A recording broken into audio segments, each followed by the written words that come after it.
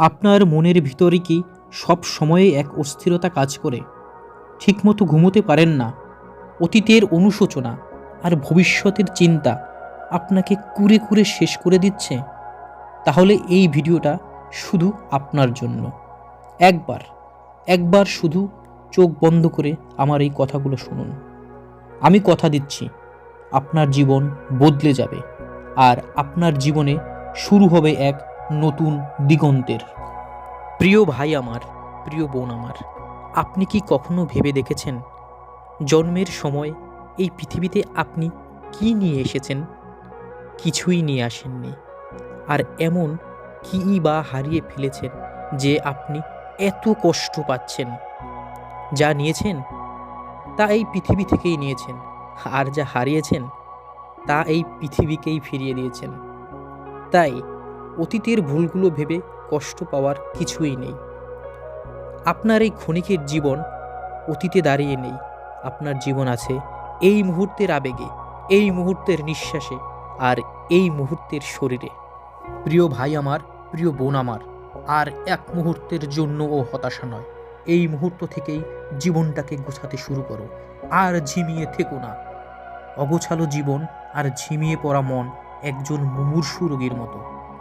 কাল নয়, এই মুহূর্ত থেকেই নিজেকে প্রস্তুত করো। হ্যাঁ, আমি তোমাকে শুধুমাত্র 5টি পয়েন্ট বলবো। এগুলো একটি মাস মেনে দেখো। তোমার মন হবে দিঘির মতো শান্ত, আর দেহ হবে সূর্যের মতো দীপ্ত। পয়েন্ট নাম্বার 1, সকাল 5:30 থেকে 6টার ভিতরে ঘুম থেকে ওঠো।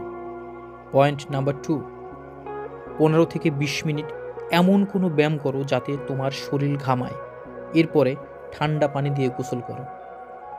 কলা, ছোলা বা ডিম দিয়ে পুষ্টিকর একটা নাস্তা খাও। পয়েন্ট নাম্বার 3, এটা সব থেকে গুরুত্বপূর্ণ। তুমি যদি স্টুডেন্ট হও তবে আগের দিন রাতেই পড়ার একটা সুন্দর রুটিন করে রাখবে এবং সেই অনুযায়ী পড়া শুরু করবে।